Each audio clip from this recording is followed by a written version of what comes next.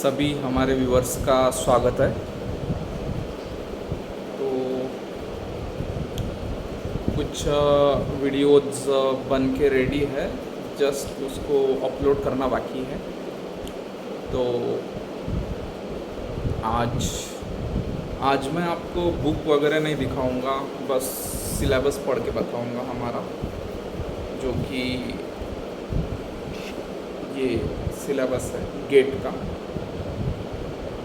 तो सबसे पहले सेक्शन 1 के अंदर जो आएगा इंजीनियरिंग मैथमेटिक्स, और इंजीनियरिंग मैथमेटिक्स के अंदर जो आने वाला है वो कुल मिला के 1 2 3 4 5 सेक्शन आने वाले हैं। तो ये 5 सेक्शन कौन से रहेंगे ये हम देख लेते हैं। तो इसके अंदर लीनियर अलजेब्रा में matrix algebra, system of linear equation, eigen values, eigen vectors, ये सभी बातें आएंगी हमारे लीनियर अलजेब्रा में। तो उसके बाद में रहेगा हमारा कैलकुलस। तो कैलकुलस में क्या आएगा ये हम देख लेते हैं। इसके अंदर आएगा मीन वैल्यू थ्योरम, उसके बाद में आएगा थ्योरम ऑफ इंटीग्रल कैलकुलस, उसके बाद में आएगा evaluation of definite and improper integrals, ये आएगा। उसके बाद में पार्शियल डेरिवेटिव्स आएगा, उसके बाद में मैक्सिमा एंड मिनिमा आएगा, उसके बाद में मल्टीपल इंटीग्रल्स, फोरियर सीरीज और वेक्टर आइडेंटिटीज, उसके बाद में डायरेक्शनल डेरिवेटिव्स, उसके बाद में लाइन इंटीग्रल, उसके बाद में सरफेस इंटीग्रल, उसके बाद में वॉल्यूम इंटीग्रल, उसके बाद में Stoke theorem, Gauss theorem, divergence theorem, Green theorem, ये सभी बातें कैलकुलस के अंदर इंक्लूड है। और उसके बाद में जो हमारा 3rd नंबर का जो टॉपिक है वो है डिफरेंशियल इक्वेशन, जिसको हम पार्शियल डिफरेंशियल इक्वेशन के नाम पे से भी जाने जाते हैं। उनको उस टॉपिक को हम पहचानते हैं, जिसको हम पीडीई बोलते हैं। तो पीडीई के अंदर क्या है ये हम देख लेते हैं।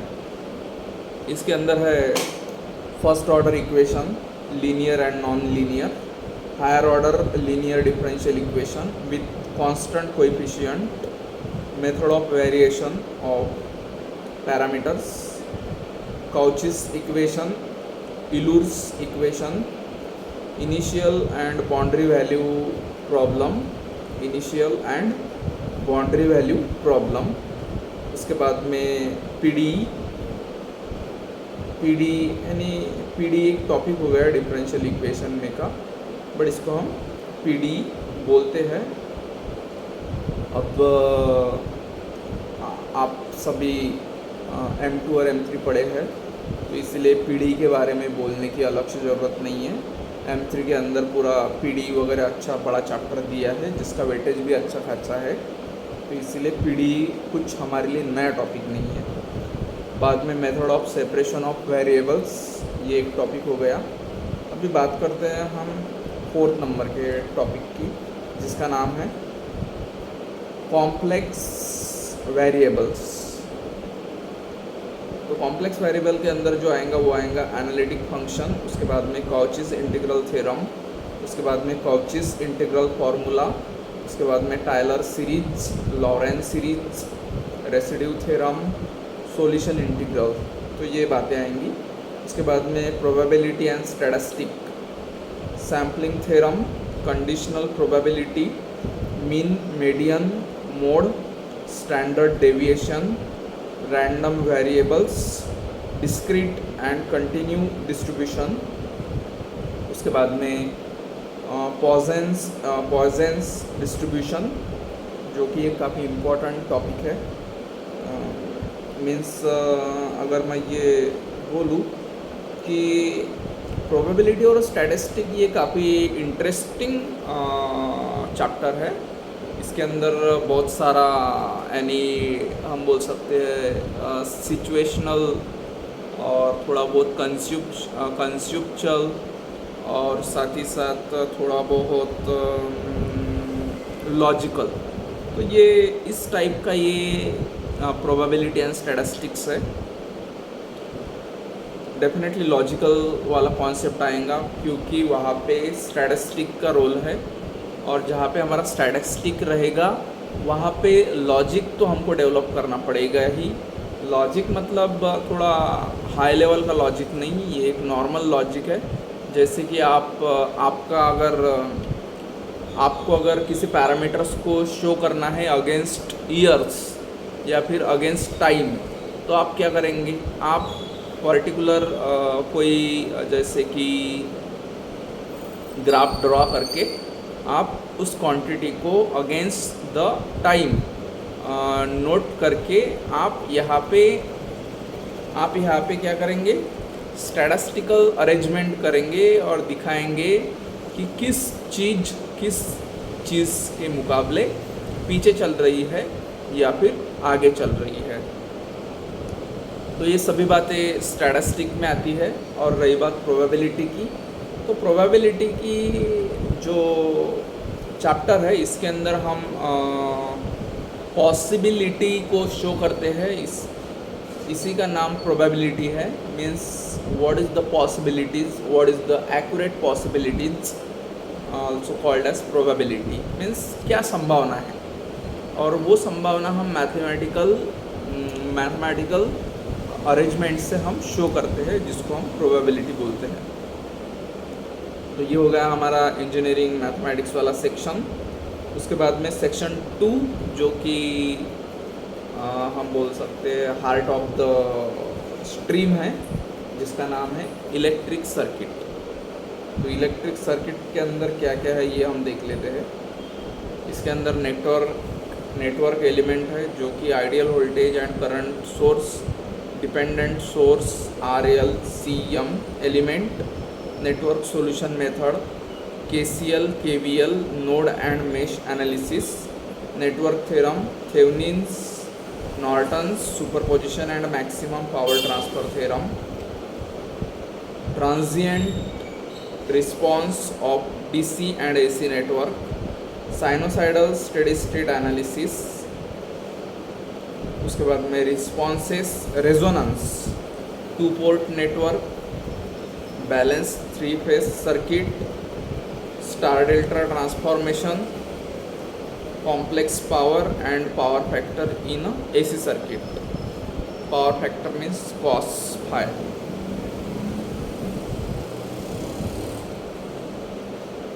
उसके बाद में सेक्शन 3 वाला हम रीड करेंगे। सेक्शन 3 के अंदर जो आएगा वो आएगा इलेक्ट्रोमैग्नेटिक फील्ड्स।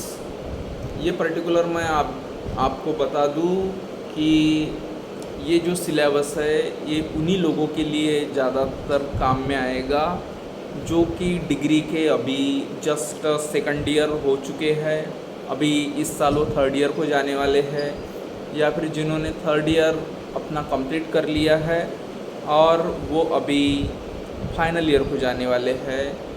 ये दो एलिमेंट वाले बच्चे। और तीसरा जो एलिमेंट है वो है कि दोज पर्सन जिन्होंने अपना डिग्री निकाल लिया है और अभी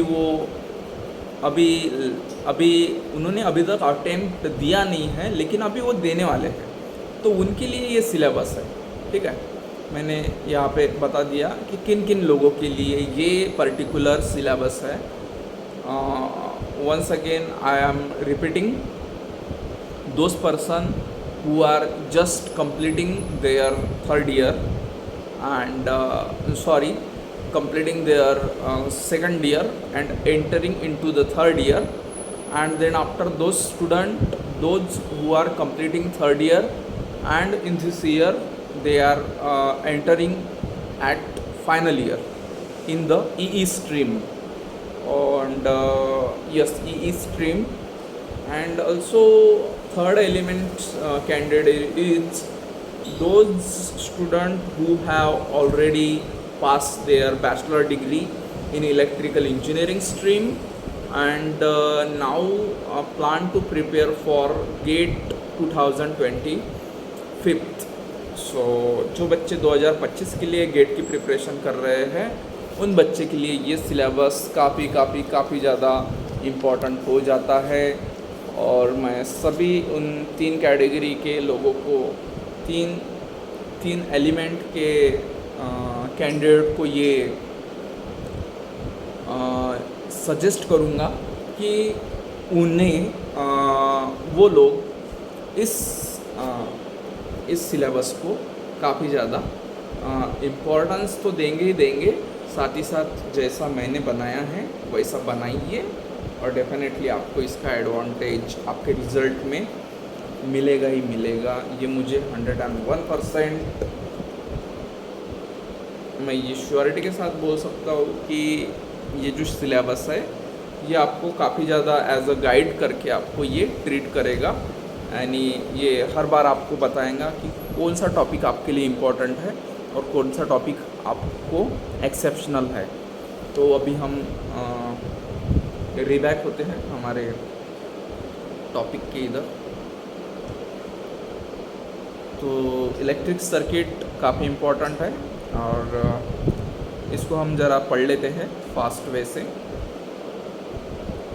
ideal voltage and current sources, dependent sources, R&L, CM, element, network solution method, KCL, KVL, node and mesh analysis, network theorem, Thevenin's Norton's superposition and maximum power transfer theorem, transient response of DC and AC networks, sinusoidal steady state analysis, responses, two-port network, balance, three-phase circuit, star delta transformation, complex power and power factor in AC circuit. So section 3 electromagnetic field। तो second number का section हमारा complete हो गया। अभी हम बढ़ेंगे हमारे third number के सेक्शन की ओर, जिसका नाम है इलेक्ट्रोमैग्नेटिक फील्ड, और या हम इसको बोल सकते हैं EMFT। EMFT means electromagnetic field theory. Okay, after all एक थ्योरी है जो कि हम पढ़ते हैं related to all electromagnetism. And what is the electromagnetism? Electromagnetism is the phenomena when we pass the current through the any conductor and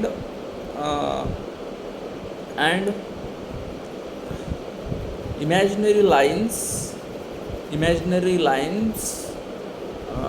occur across it, and it is also called flux line of forces. So जब भी किसी conductor के अंदर से हम electricity को पास करते हैं तो उसके सराउंडिंग में जो एटमॉस्फेयर क्रिएट होता है, not atmosphere but line of forces, and it is also called as flux phi, तो उसको हम इलेक्ट्रोमैग्नेटिज्म बोलते हैं। और इसके काफ़ी ज़्यादा प्रैक्टिकल आपने देख चुके हैं आपके लाइफ में, और डे टू डे लाइफ में भी आप देखते हैं, बहुत सारे उसके एग्जाम्पल है। तो अभी जैसे कि एज़ पर हमारा जो कंट्री है, कंट्री के हिसाब से हम बात करेंगे, बट कहाँ पे ये महसूस होता है कि we are living with limitation. Means अगर मैं चाइना की बात कर लूँ तो चाइना के अंदर लेविटेशन इफ़ेक्ट है, उसके ऊपर ट्रेन चलती है शंघाई में, जो कि 32 किलोमीटर की लेन है, और उसके अंदर लेविटेशन इफ़ेक्ट के माध्यम से ट्रेन को 300 किलोमीटर पर आवर की स्पीड से चलाते हैं, जो कि एग्जाम्पल है इलेक्ट्रोमैग्नेटिक फील्ड थ्योरी का। मीन्स जो अभी हम पढ़ रहे हैं इसका जो प्रैक्टिकल एग्जाम्पल है वो वहाँ पे अभी एग्जिस्ट करता है, और मैं ये आपको बात मैं बता दूं कि अभी वो 300 किलोमीटर पर हावर मीन्स 300 kmph के स्पीड से वो लेविटेशन वाली जो ट्रेन है वो चलती है, बट वो ट्रेन 600 किलोमीटर पर हावर के स्पीड से भी चल सकती है। तो आप समझ सकते हैं कि कितना ज़्यादा इलेक्ट्रोमैग्नेटिज्म पावरफुल है। अब आप सोचिए, जो हमारी कॉन्वेंशनल ट्रेन है इसके अंदर जो रूट है जिसको हम रेल बोलते हैं, जो पटरी होती है, पटरी और हमारा पहिया, इसके अंदर जो फिज़िकल कांटेक्ट बनता है इसके वजह से फ्रिक्शन तो वहाँ पे जनरेट होता ही होता है, साथ ही साथ वहाँ पे लॉसेस भी होते हैं जिसको हम मैकेनिकल लॉसेस बोलते हैं ड्यू टू फ्रिक्शनल, तो एक्चुअली उसको हम फ्रिक्शनल लॉसेस बोलेंगे। तो वो इस लेविटेशन सिस्टम में जिसको हम मैग्लेव बोलते हैं, means magnetic levitation, maglev train के अंदर बिल्कुल वो बात ख़त्म हो चुकी है। और ये पटरी से कुछ इंच ऊपर उठ के चलती है, जिसको हम मैग्नेटिक लेविटेशन की प्रिंसिपल पे चलने वाली ट्रेन बोलते हैं। तो ये एक सोशल टॉपिक था जो कि मैंने आपके साथ डिस्कस किया, जो कि आउट ऑफ सिलेबस था, बट ये मुझे लगा कहीं ना कहीं, इसीलिए मैंने आपके साथ इसको डिस्कस किया। तो एनीवे, अभी हम आगे बढ़ेंगे। EMFT के अंदर कूलम्ब्स लॉ है, इलेक्ट्रिक फील्ड इंटेंसिटी है, इलेक्ट्रिक फ्लक्स डेंसिटी है, उसके बाद में गॉस लॉ है, divergence electric field and potential due to point, उसके बाद में line, plane and spherical charge distribution, effect of dielectric medium, capacitance of simple configuration, Biot Savart law, Ampere's law, उसके बाद में Faraday's law, Lorentz force, inductance, magnetomotive force, means इसको हम बोलते हैं MMF, मैग्नेटोमोटिव फोर्स, उसके बाद में रिलक्टेंस है, उसके बाद में मैग्नेटिक सर्किट है, उसके बाद में सेल्फ एंड म्यूचुअल इंडक्टेंस है ऑफ सिंपल कॉन्फ़िगरेशन।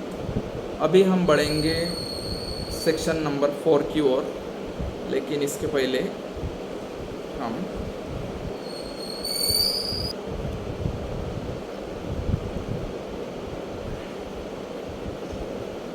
हम अभी सेक्शन 4 की ओर बढ़ेंगे, जो कि सिग्नल एंड सिस्टम, जिसको हम SNS बोलते हैं, या फिर हम इसको SS भी बोलते हैं। और सिस्टम एंड सिग्नल ये एक काफ़ी ज़्यादा इंटरेस्टिंग सब्जेक्ट है, और इसके अंदर पूरा वेव फॉर्म और फॉर्मूलेशन, क्योंकि जहाँ पे सिग्नल आया वहाँ पे रिप्रेजेंटेशन आया, और जहाँ पे रिप्रेजेंटेशन आया वहाँ पे डाटा आया, जो कि पूरा ट्रैवलिंग का खेल है। Voltage current against the omega T, means angular momentum. अभी हमारा जो बेसिक साइनसाइडल वेव है, ये किस नेचर में ट्रैवल करेंगी, जस्ट लाइक दिस। तो इस नेचर में वो ट्रैवल करेंगी, मीन्स एक इंटरवल पे वो 0 रहेगा, दूसरा इंटरवल पे वो 90 हो जाएगा, तीसरे इंटरवल पे वो 180 हो जाएगा, चौथे इंटरवल पे वो 270 हो जाएगा, और जो लास्ट वाला इंटरवल है उसके ऊपर वो 360 हो जाएगा। मीन्स दो अगर हाफ साइकिल कंप्लीट हुए तो एक पूरी साइकिल बनेंगी जो कि 360 डिग्री की रहेंगी। एक हाफ साइकिल पॉजिटिव में काम करेंगी, एक हाफ साइकिल नेगेटिव में काम करेंगी, ठीक है। तो ये मैग्नीट्यूड हो गया पॉजिटिव और नेगेटिव। तो तो ये बात है। तो अभी हम इसको देख लेते हैं फास्ट वे से, क्योंकि ऑलरेडी हमारा जो ड्यूरेशन है वो ड्यूरेशन काफ़ी ज़्यादा हो गया है इसके वजह से।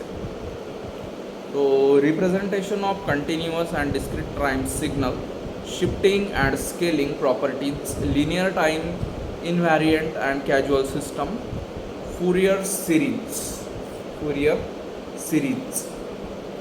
representation of continuous and discrete time periodic signal, sampling theorem, application of Fourier transform for continuous and discrete time signal, Laplace transform and Z transform।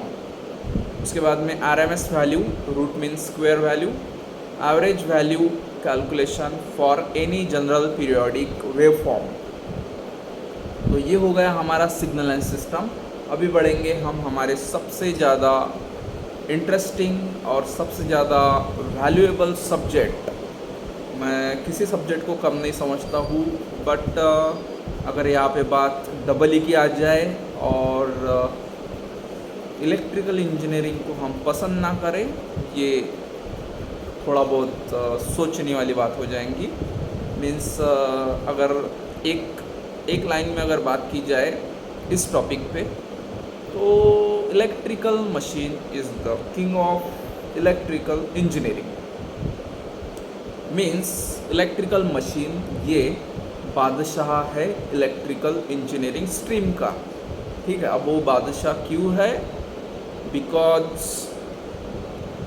अगर एक सिंपल एग्जाम्पल के तौर पर आपको समझा दूँ, तो जो ह्यूमन रिवॉल्यूशन हुआ है वो सबसे पहले जो स्टोन एज था, सबसे पहले तो होमोसेपियन थे। होमोसेपियन के बाद में स्टोन एज आया। स्टोन एज के बाद में लाइट एज आया, जो कि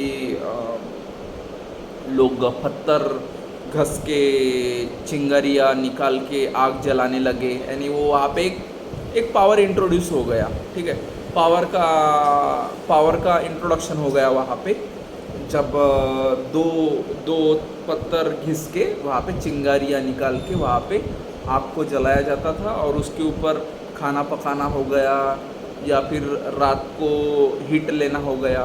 हीट लेना इन द सेंस, जब भी विंटर का टाइम रहता है, तो विंटर के टाइम में जब टेम्परेचर काफ़ी ज़्यादा गिर जाता है, तो गिर जाने के बाद में इंसान को उसका जो बॉडी टेम्परेचर मेंटेन करने के लिए हम आजू बाजू में कुछ जलाते हैं, जिसको हम हमारे मराठी भाषा में, या फिर मराठी भाषा में ही बोलते हैं हम शेकोटी।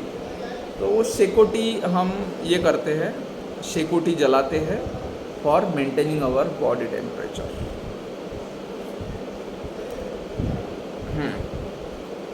तो वो दो एज हो गए। उसके बाद में जो तीसरा एज आया, वो आया जो फिर सबसे बड़ा अगर कोई इन्वेंशन फिर हुआ, तो वो हुआ हमारे व्हील का, कि इंसान ने जब आग जलाई, आग जलाने के बाद में इंसान ने पत्थर से खुद के लिए हथियार भी बनाया, और उसी हथियार से इंसान ने जो जिसके लाइफ को सबसे ज़्यादा तेज़ी देने वाली थी, वो बनाया। क्या बोलते हैं उसको? व्हील बोलते हैं, व्हील। ठीक है, तो वो उन्होंने व्हील बनाया, और व्हील बनाने के बाद में फिर वो तेज़ी आई अपने लाइफ में। और उसी व्हील को अगर हम मोटर के साथ में कंपेयर करेंगे, तो ये काफ़ी एक सटीक एग्जांपल हो जाएगा कि वो व्हील जिस समान घूमता है, ठीक है, वहाँ पे सिर्फ सोर्स चेंज हो गया।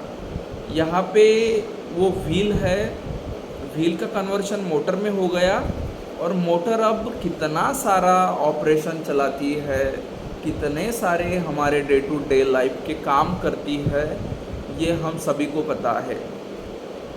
उठने से लेके तो हर एक चीज़ में मोटर का रोल है। जैसे कि अब मान लीजिए आपको उठना है और आप अलार्म के बेसिस पे उठते हैं, तो अलार्म के अंदर भी एक काफ़ी ज़्यादा माइक्रो मोटर इस्तेमाल की गई है, जो कि अलार्म बजते जब भी अलार्म बजेगा उसके साथ ही मोटर भी वाइब्रेट करेंगी, यानी आपको वाइब्रेशन का भी आवाज़ सुनाई आएगा। ठीक है, अब मुझे ये पता नहीं है कि वाइब्रेशन का आवाज़ सुनाई आता कि नहीं आता, बट मैं इतना बोल सकता हूँ कि वाइब्रेशन जो मोबाइल के अंदर होता है उसके अंदर भी एक मोटर इस्तेमाल की गई है। यही मेरा एक आपको ये था हिंट था कि देखिए हमारे डे टू डे लाइफ में मोटर ने कितनी ज़्यादा स्पेस ऑक्यूपाई कर ली है। हालांकि मैं इसको हर जगह पे मोटर रहना इसका मैं समर्थन कभी नहीं करता हूँ। हालांकि मैं एक खुद ई बैकग्राउंड से बिलोंग्स करता हूँ, तभी भी मैं हर बात में ऑटोमेशन ये मानव सभ्यता के लिए काफ़ी ज़्यादा हम बोल सकते हैं धोखे की घंटा है, धोखे का संकेत है। तो इलेक्ट्रिकल मशीन के बारे में क्या ही कहने, ये सबसे वैल्यूएबल और सबसे इंटरेस्टिंग टॉपिक मेरे लिए तो भी है। Single phase transformer.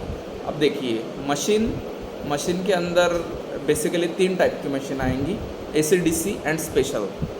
अगर मशीन को डिवाइड करना है तो 3 इसमें हो जाएंगी, एसी, डीसी और स्पेशल।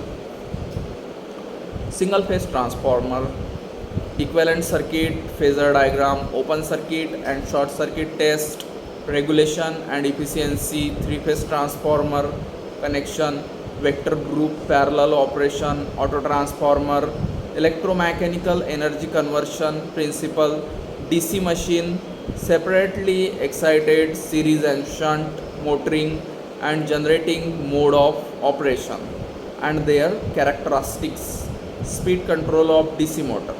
ठीक है, डीसी मोटर एक एक्यूरेट मोटर है, साथ ही साथ इसको हम एक्सपेंसिव मोटर भी बोल सकते हैं, और ये हम बोल सकते हैं कि ये ऑपरेशन काफ़ी ज़्यादा एक्यूरेट करेंगी, बट ये रिलायबल नहीं है। ठीक है, ये ज़्यादा पावर कंज्यूम करेंगी, साथ ही साथ ये कॉस्टली भी रहेंगी, और इसका जो कंट्रोल है इसका कंट्रोल भी काफ़ी ज़्यादा कॉस्टली रहेगा। हाँ, और एक इम्पॉर्टेंट बात कि जहाँ पे डीसी मशीन की रिक्वायरमेंट है वहाँ पे डीसी मशीन की ही रिक्वायरमेंट रहेंगी। ठीक है, क्योंकि डीसी के कुछ अपने फ़ायदे हैं और कुछ डिसएडवांटेज है, उसी समान एसी के कुछ फ़ायदे हैं और कुछ डिसएडवांटेज है। दोनों भी अपने अपने जगह पे बराबर है।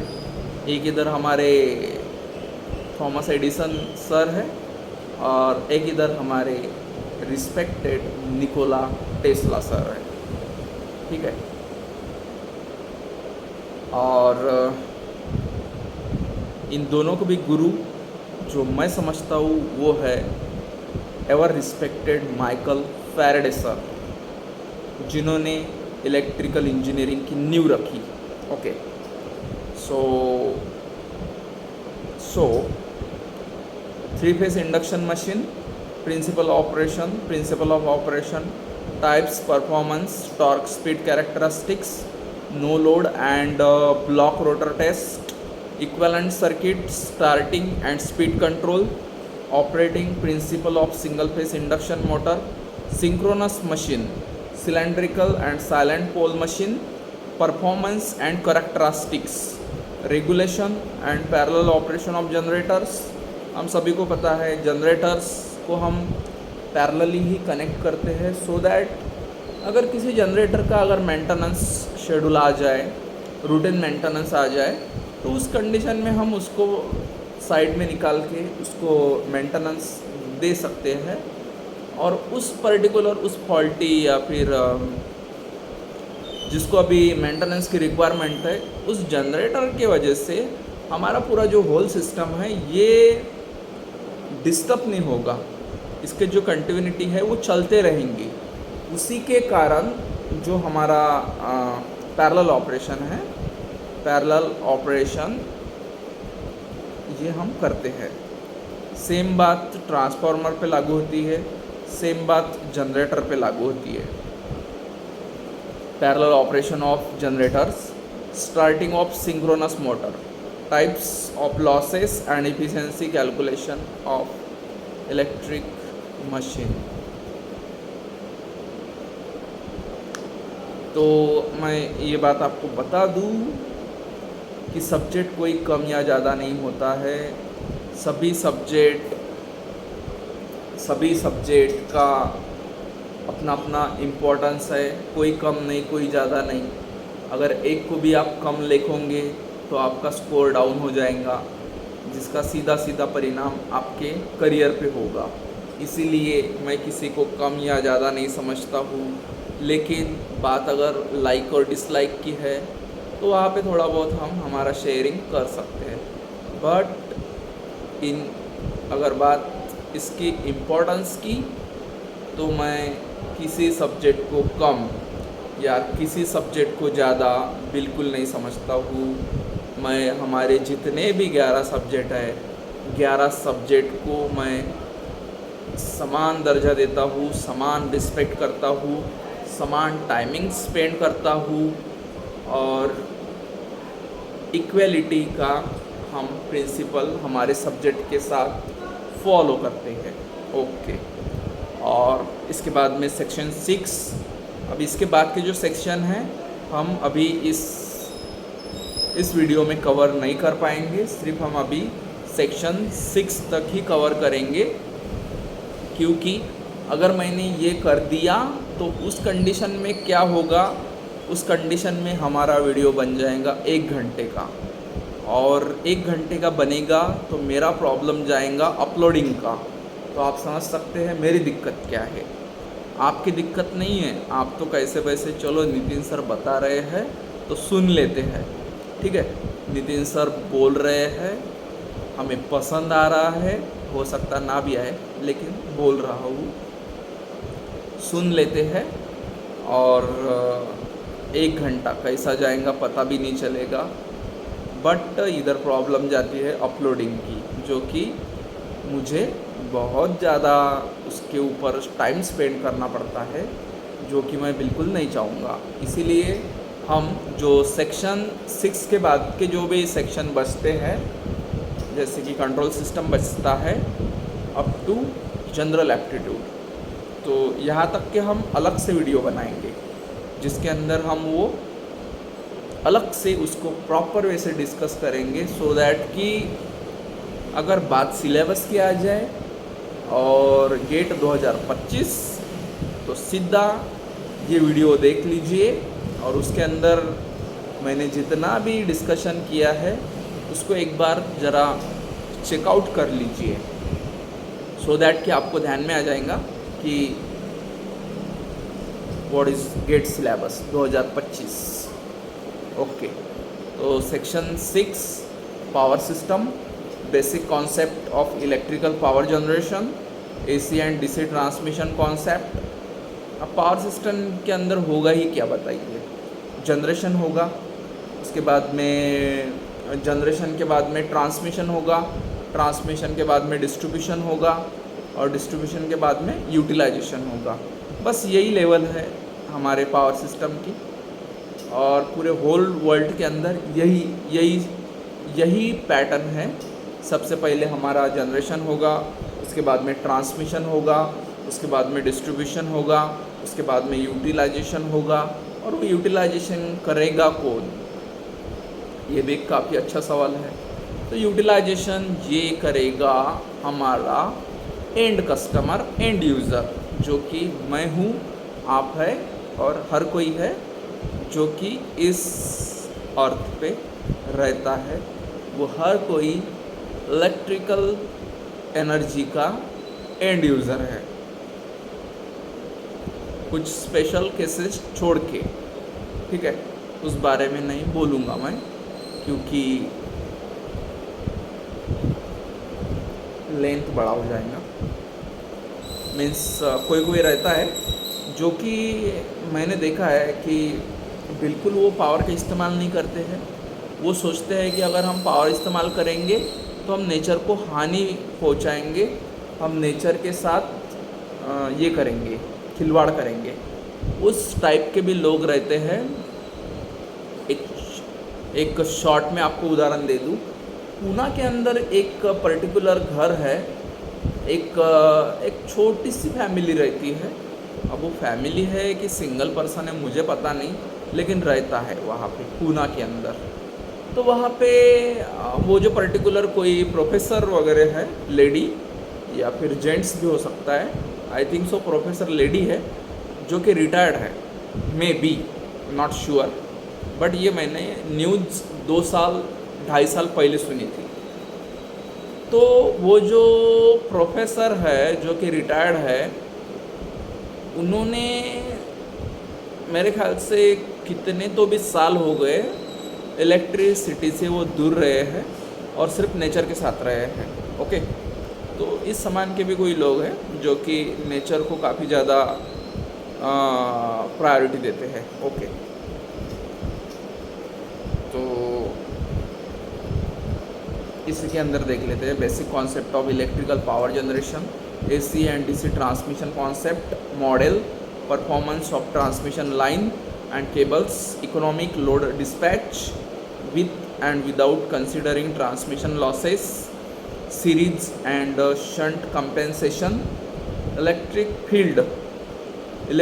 field distribution and insulator distribution system, per unit quantities, bus admittance matrix, Gauss-Seidel and Newton-Raphson load flow method, voltage and frequency control, power factor correction. एक काफ़ी ज़्यादा इंटरेस्टिंग टॉपिक है पावर फैक्टर करेक्शन। मीन्स जो आपको पता है जो inductive load रहते हैं वो काफ़ी ज़्यादा पावर फैक्टर गिरा देते हैं। तो इंडक्टिव लोड जो रहता है जनरली मोटर्स रहती है, तो मोटर्स के अंदर हम फिर कैपेसिटर बैंक लगाते हैं और उसका जो पावर फैक्टर है वो टूवर्ड्स द यूनिटी लेके जाने का प्रयास करते हैं, जिसको हम पावर फैक्टर करेक्शन बोलते हैं। उसके बाद में symmetrical component, symmetrical and unsymmetrical fault analysis, principle of over current, differential directional and distance protection, circuit breaker, system stability concept, equal area creation. Okay, तो ये हो गया पूरा हमारा सेक्शन 6 तक के। तो मैं आशा करता हूँ कि आपको ये हमारा 2025 गेट का पूरा सिलेबस, नॉट पूरा, 50% ध्यान में आया होगा। 50% तो आया होगा। अगर नहीं भी आया तो भी कोई चिंता करने वाली बात नहीं है। इसका जो सॉफ्ट कॉपी है मैं आपको भेज दूँगा, और अगर आपको डाउनलोड करना है तो आप डाउनलोड भी कर सकते हैं, उसका भी मैं लिंक आपको प्रोवाइड कर दूंगा। बस कंडीशन ये है कि ये 2024 का रहेगा। लिटिल और we can say very little change हो सकता है सिलेबस के अंदर, बाकी एज इट इज़ सेम चलता है। बस 2023 और 24 का सिलेबस तो कुछ भी नहीं चेंज हुआ था, तो इसीलिए कोई घबराने वाली बात नहीं है। 2024 का ही 25 को चलेगा, ये मुझे ऐसा लगता है।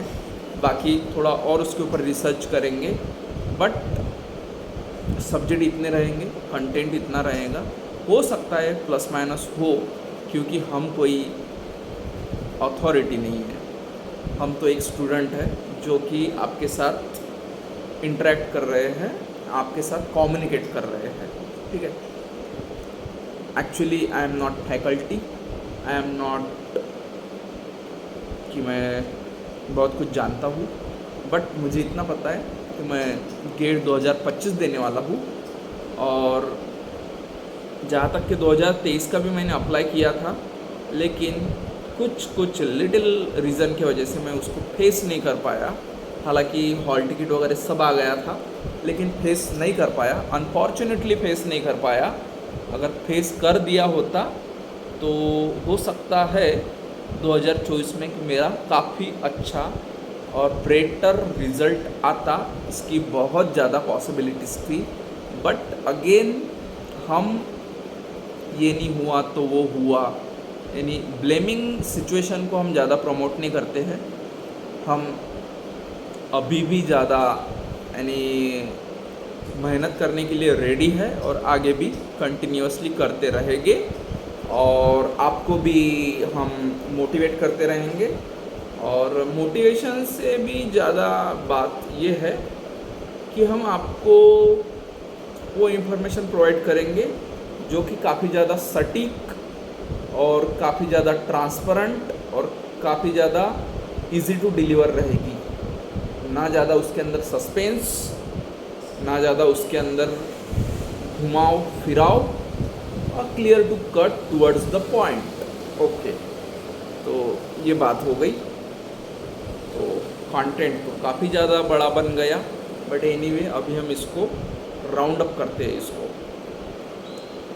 तो ये मेरा वीडियो आप आपके नोन के पास भेज दीजिए। अब आपका नोन आपका दोस्त होना चाहिए, या फिर आपका कोई भाई भी हो सकता है जो कि आप थोड़ा बहुत यानी कोई काका का लड़का या फिर मौसी का लड़का हो सकता है, उसके पास भी भेज दीजिए, सो दैट कि उसको भी उसका एडवांटेज मिले।